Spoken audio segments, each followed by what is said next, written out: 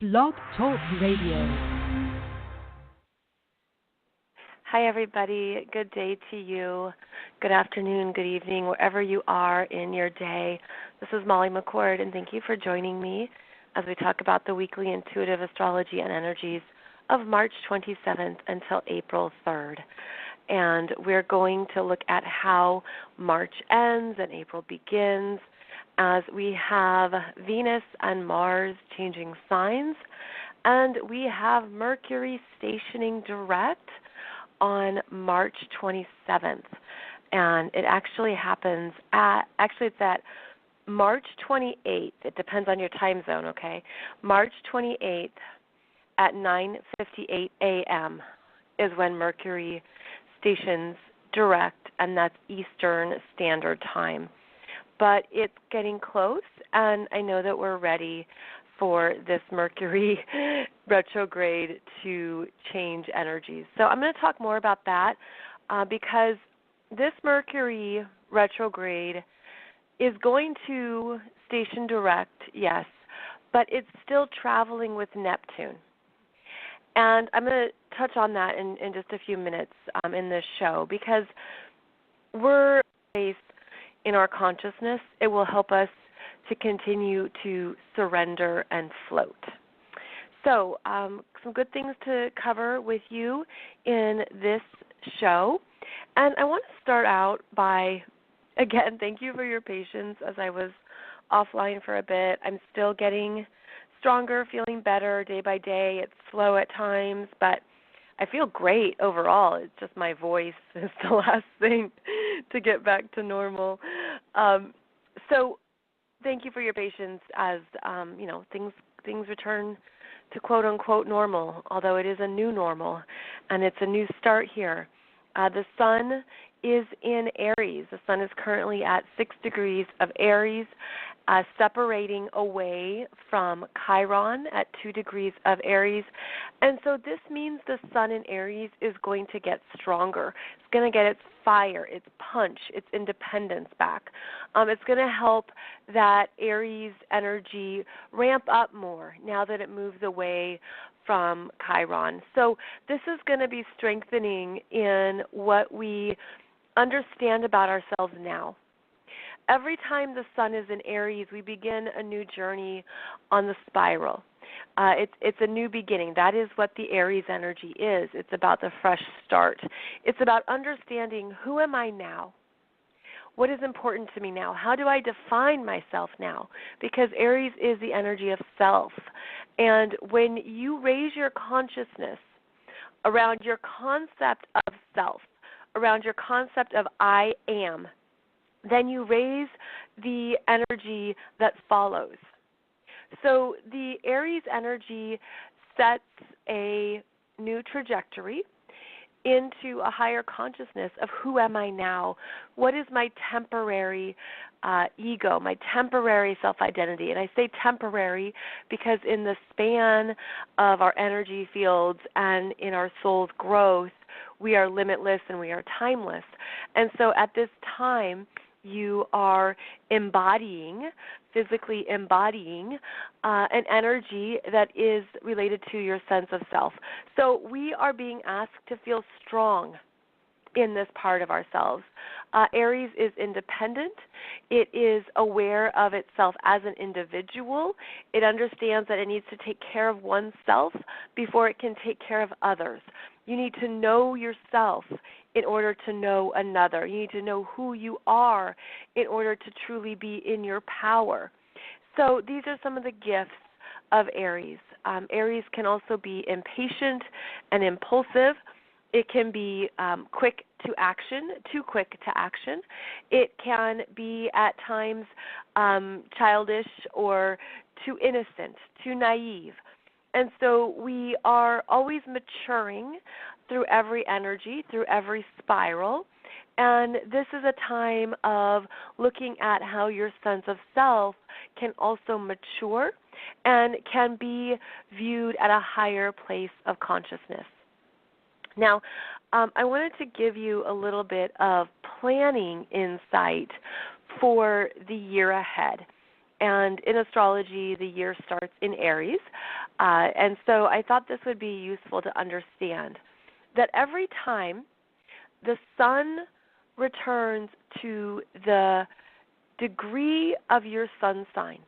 Okay, so let's say you were born with the sun at 4 degrees of Gemini, or the sun at 18 degrees of Leo, or at 25 degrees Capricorn.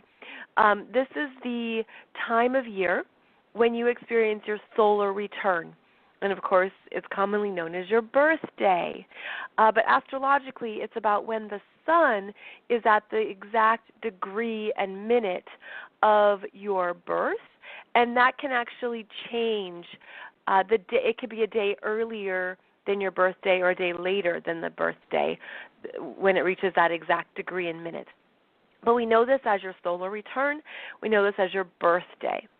And so on your birthday every year, you are infused with new energy.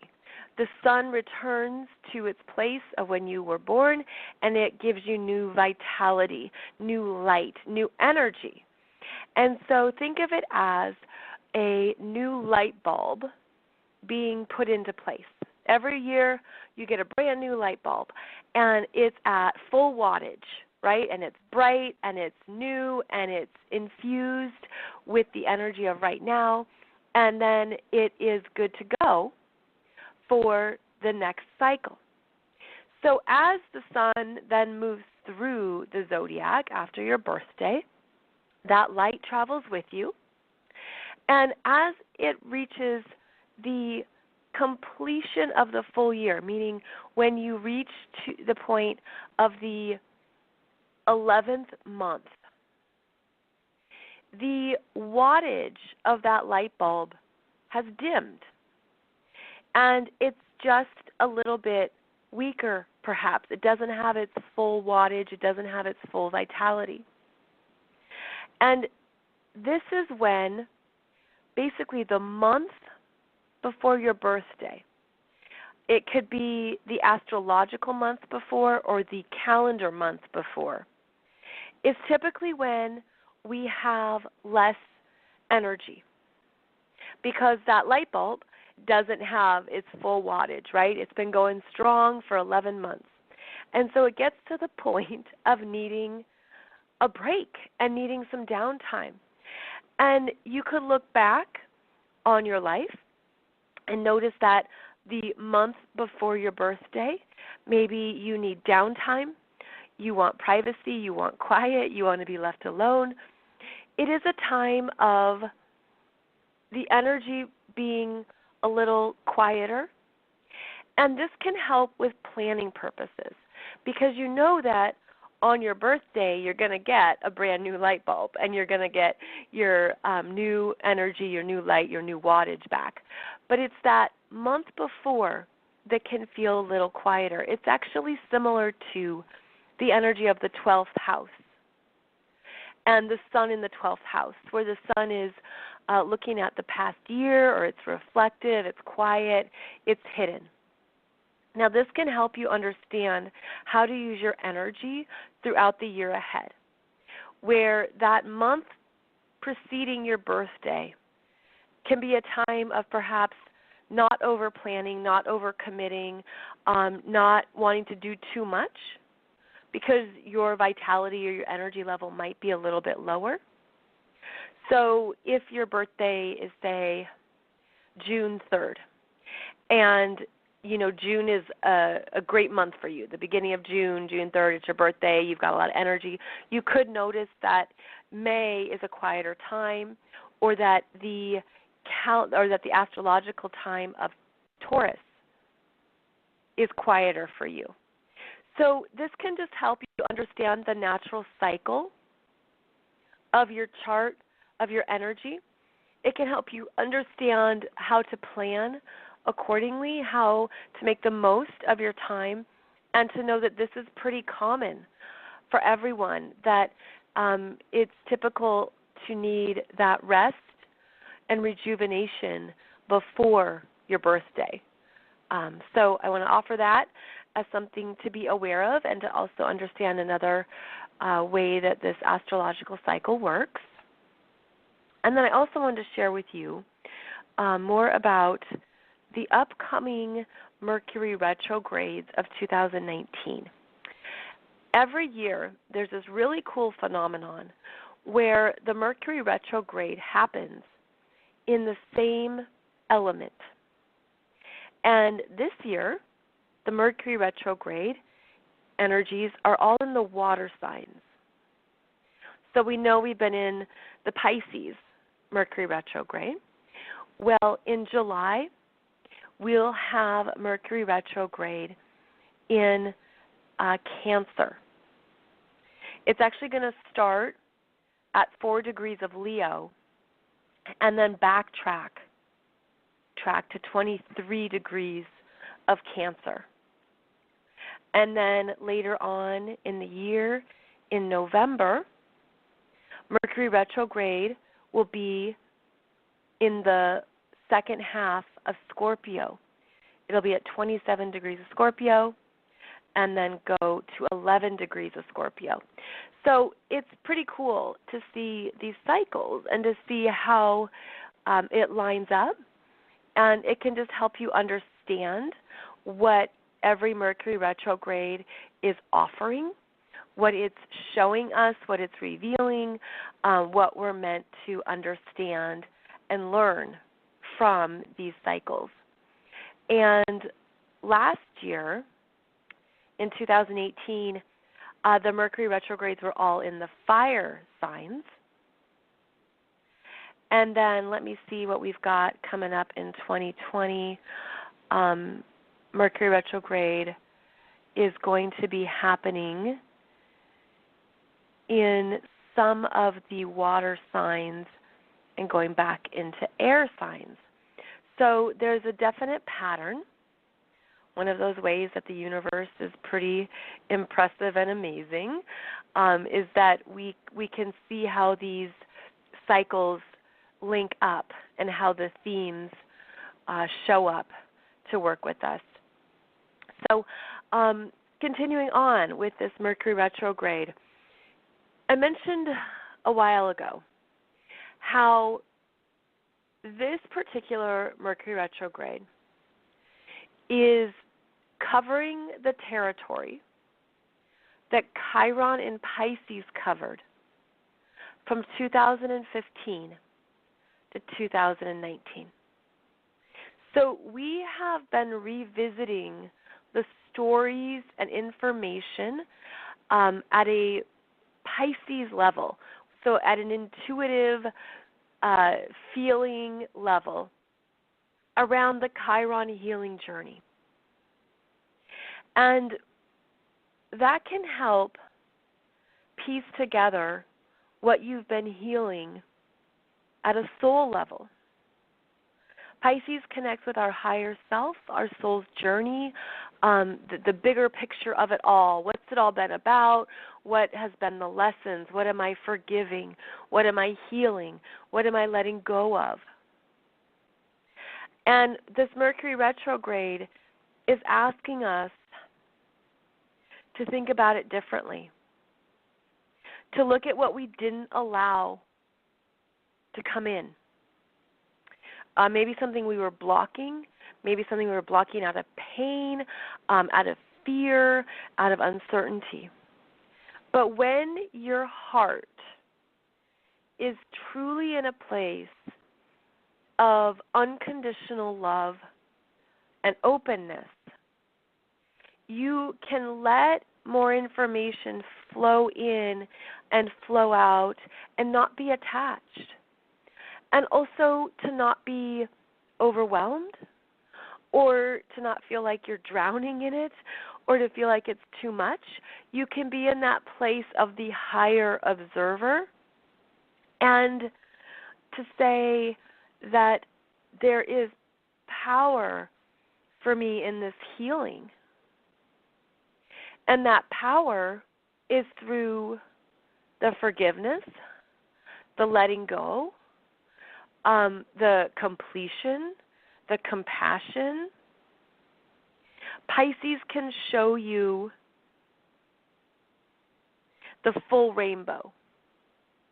Whereas before, if you only saw your side or your story or your perspective, Pisces can bring in the bigger story, the bigger perspective, the bigger healing, and this is where you understand more of your soul contracts that are complete.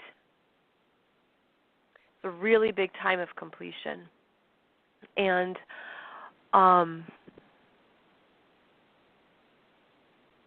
it's interesting. It's actually going to continue because of Neptune being in the middle of Pisces still. The healing continues on, but it's almost like that healing is happening in these higher realms, and I'm getting the image of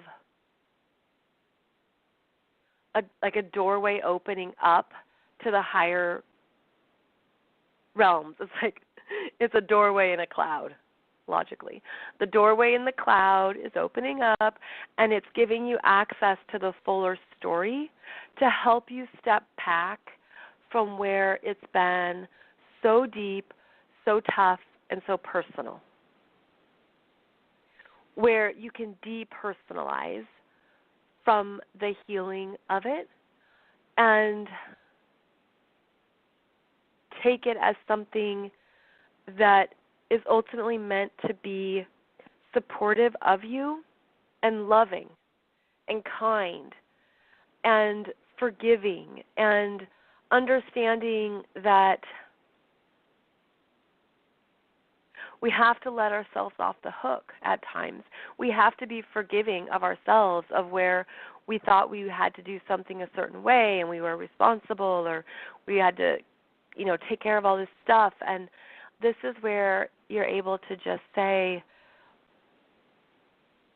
I really did my best with that, and I really learned from it in a way that I'll never repeat. I'm changed forever. I think that's a part of this healing, is that the Chiron in Pisces, and now the Mercury in Pisces, and now the Venus in Pisces, is showing you where you've been healed and changed forever. And to let yourself be okay with that, because it can be wildly imperfect, right? And messy, and we don't always get to tie everything up with a bow in a neat package that satisfies our human self or our mind, our ego self, right? Like sometimes things we just have to accept it as is. Okay, this is funny. Now I'm getting the image of the as-is department at IKEA. Have you ever been to IKEA and it's like the as-is furniture and parts and remnants and, a random shelf and things that are just there? It's kind of like that's just how it is sometimes. It's just as is, and that's okay if you can let it be okay. So this Mercury retrograde is asking us to let something be okay as is. And Mercury is going to continue to travel with Neptune until April 4th. Mercury actually travels with Neptune at 16 degrees. They're both hanging out at 16 degrees until April 2nd. And so this is basically like floating on a raft in the ocean, and there's no current. There's no current. There's no waves. Just hanging out, sitting here on my float, and just being. There's a beingness right now that is not easy for our minds or our energies at times. And then Mercury spends 2 days, 17 degrees of Pisces with Neptune. And then on the new moon, the Aries new moon, on April 4th, Mercury starts to move ahead. So that Aries new moon that's coming up is really going to feel like there's a changeover. There's movement. The current picks up, right? The waves are now moving you forward. And because it's in Pisces, there's meant to be an effortlessness. Like you can't muscle your way through the ocean.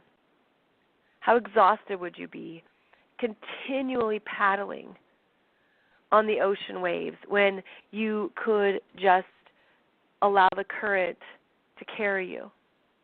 So this Mercury retrograde, this Mercury even station direct, can feel odd. But it's meant to give us a sense of mastery. My friends, there's meant to be a mastery of integrating the Neptune and Pisces trust into your mind, into your Mercury abilities, to know that our minds can go higher and can integrate more intuition, more understanding in a way that is effortless. I mean, there's a sense here that because our minds can be small and limited and unaware and uncertain, we're accessing an energy field that always has answers and always has information and understanding and a perspective. So it's a quieting down. That's been part of the mastery of this Mercury retrograde and Mercury in Pisces, is mastering silence, mastering receiving, and how you can trust what you feel and trust the information that comes in. And that, in fact, is one of our greatest gifts. One of our greatest gifts of being human is our spiritual, psychic, and intuitive abilities. How we can work with energies, how we can work with the sixth senses, with the clairs, right? The claircognizance, clairsentience, clairvoyance. These are our tools and our gifts for navigation, for navigating the ocean of life. And so that's been part of our mastery at this time. And it's meant to serve us going forward and to be something that we take forward, with us. Now, adding to the Pisces energy is Venus.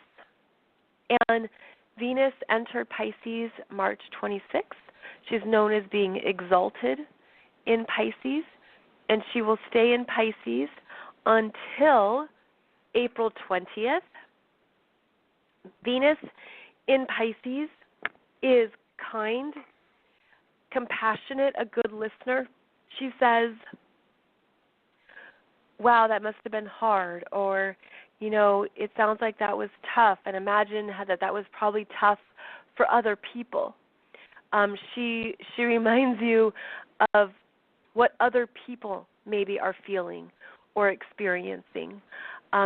She's very kumbaya in Pisces, and she wants to be helpful and giving, and it helps to soften our hearts.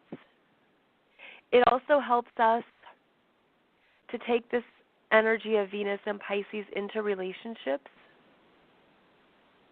And I feel like this Venus and Pisces is extra important because we are currently traveling between two full moons in Libra. March 19th, we had a full moon at 0 degrees of Libra. April 19th, we will have a full moon at 29 degrees of Libra. Libra is ruled by Venus. So this makes Venus extra important right now. And she's in Pisces, just like Mercury and Neptune.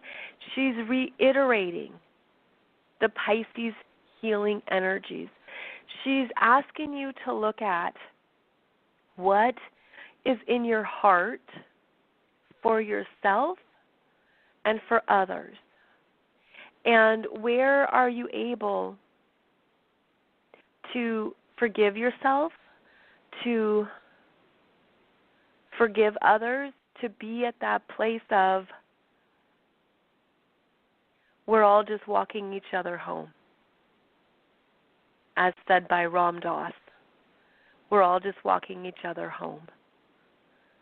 And think of how that lightens everything. Because it takes us out of our expectations, our places of trying to figure anything out, or overworking, overthinking. This Venus in Pisces is quiet and receptive, and she's coming back to herself. But I get the visual that she's actually surrounded by angels and guides and spirit guides, and she's coming home to spirit.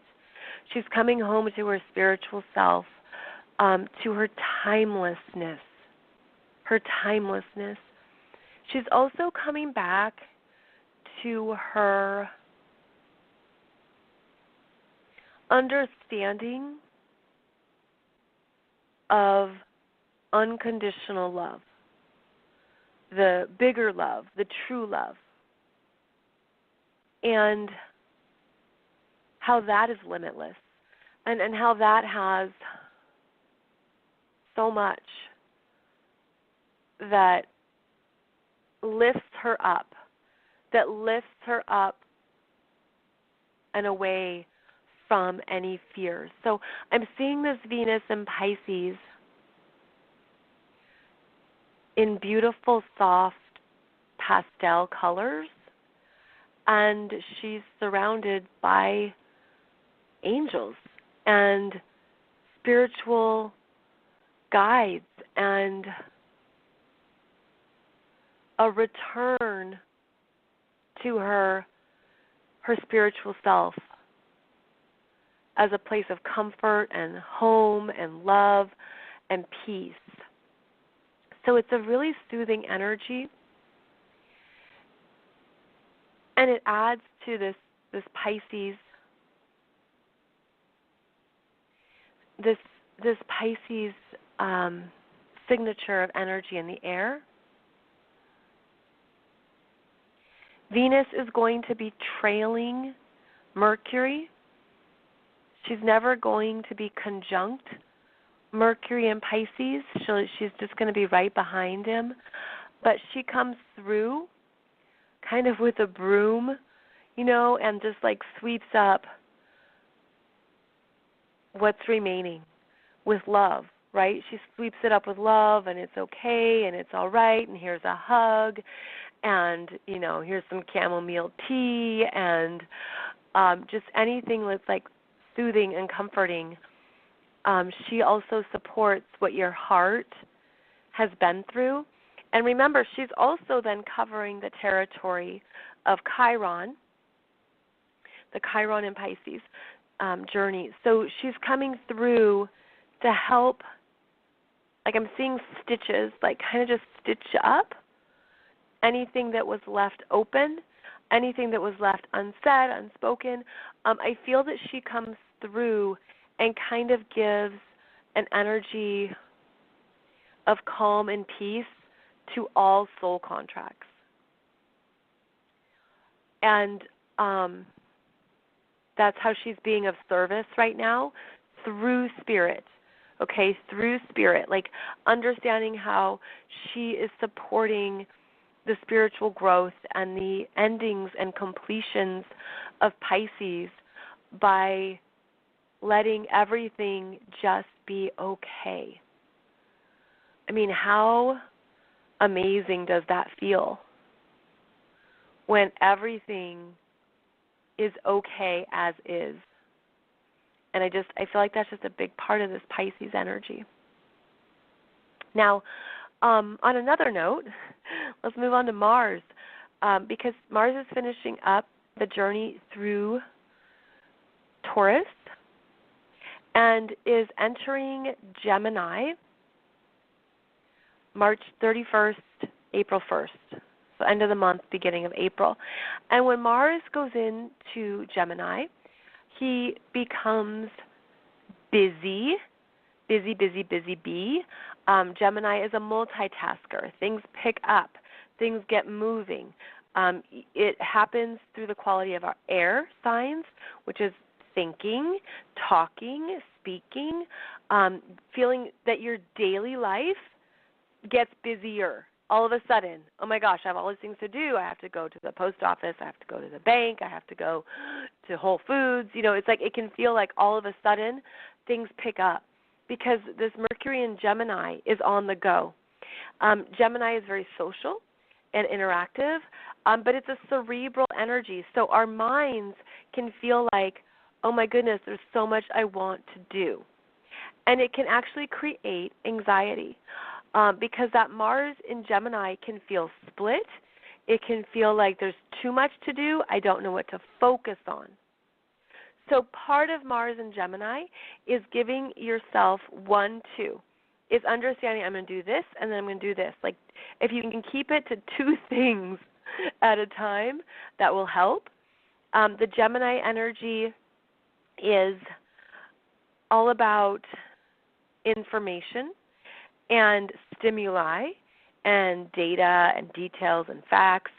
And that Mars,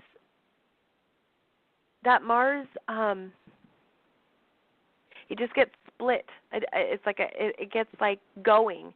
So it will actually be invigorating because now there's going to be movement and things happening and a sense of going for it,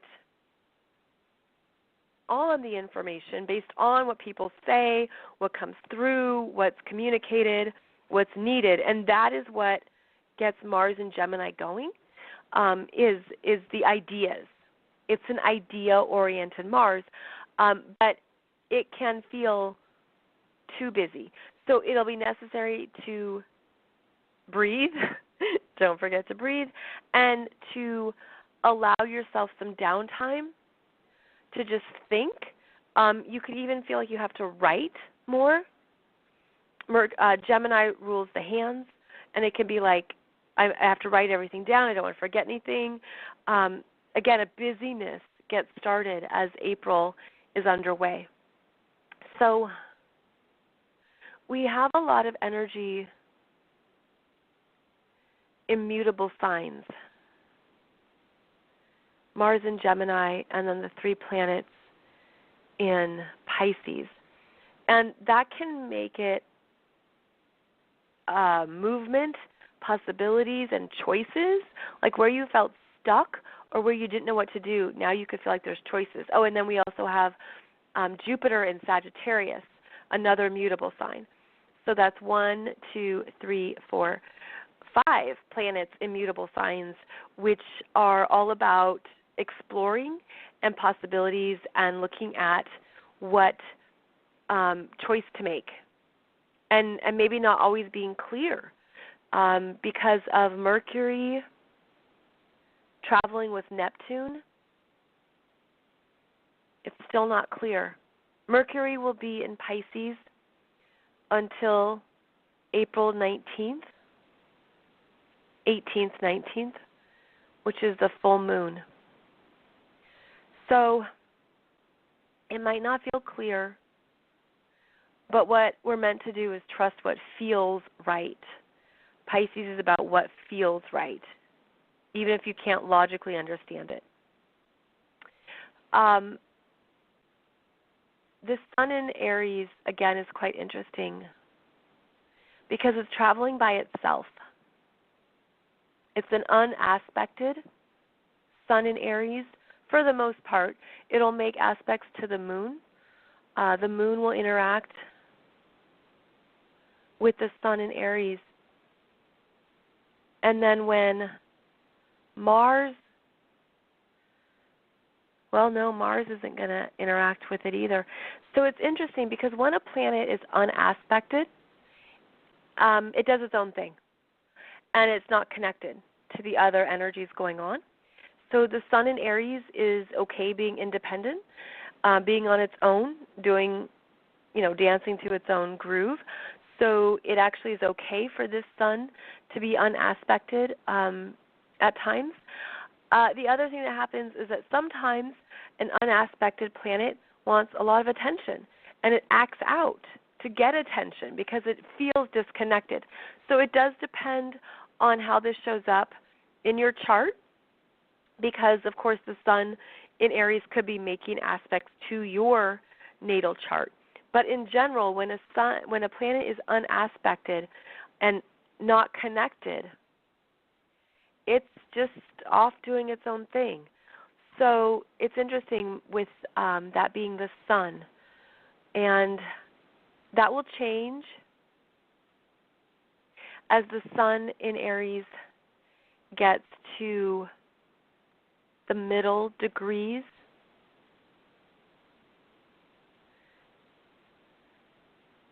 Actually, when it gets to 19 degrees, it will square Saturn at 19 degrees of Capricorn. I just find it a very interesting energy right now, and I'm trying to summarize it for you, and it's kind of tricky to summarize. So I guess that explains it, right? There's just things that are happening in the water signs with Pisces, in the mutable signs, as I discussed, and then in the air, in the earth signs, because of Uranus in Taurus and Saturn and Pluto and the South Node in Capricorn. We have this energy of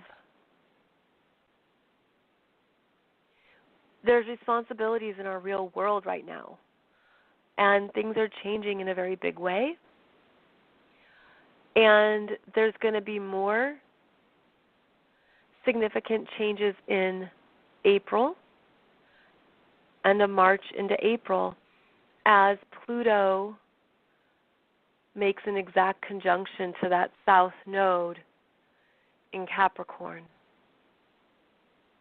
We're already seeing this. So this is where we are getting a glimpse and a deeper understanding of what's been going on behind closed doors, of how power has been used and misused, of how it's been out of integrity, of how people, institutions, corporations believed they could be untouchable. And the recent example being the college admissions scam, which has been going on for years. It's most definitely an example of Pluto conjunct the South Node in Capricorn, of where the elite, which is Capricorn, elite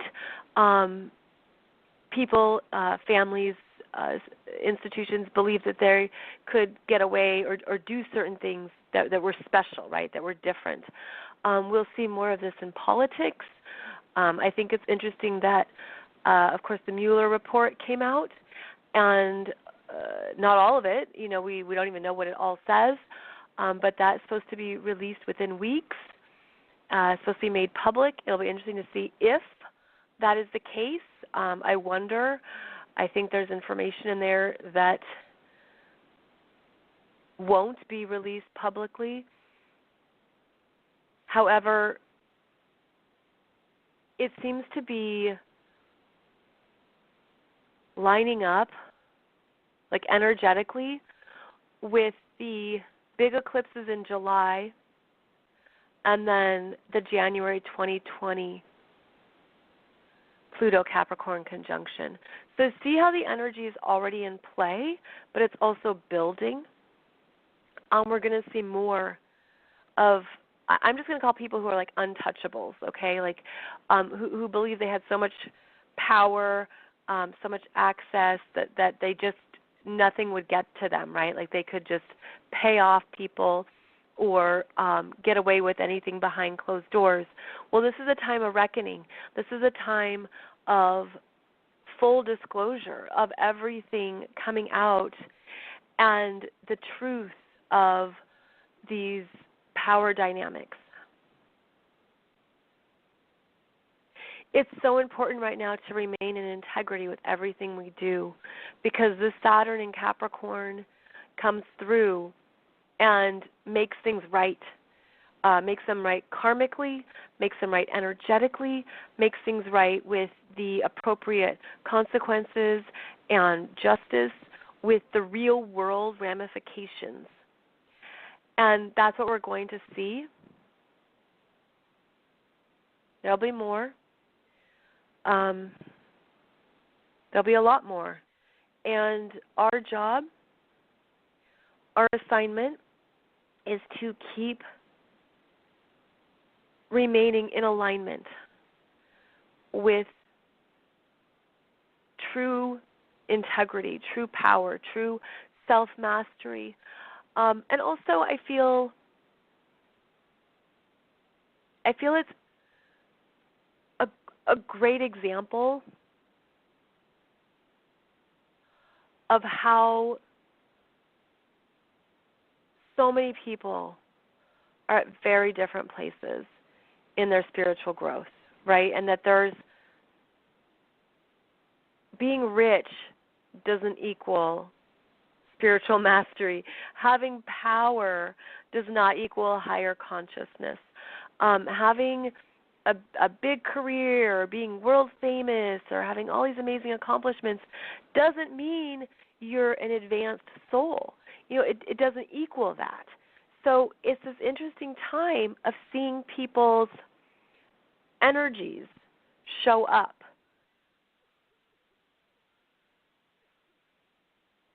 And understanding how it all serves a purpose from the perspective of spiritual growth and soul growth. And the best perspective at times could be of observer, or how can I be neutral? And that's easier said than done, right? Because we all have opinions, we all have beliefs, we all have emotions. Like we're not neutral, unaffected observers. But if we can understand from a higher spiritual perspective that some things are needed to occur for the betterment of humanity, that can help with understanding the bigger picture.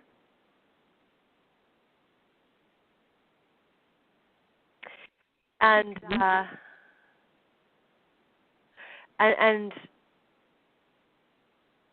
I feel like that's just our assignment right now, the more we can do that.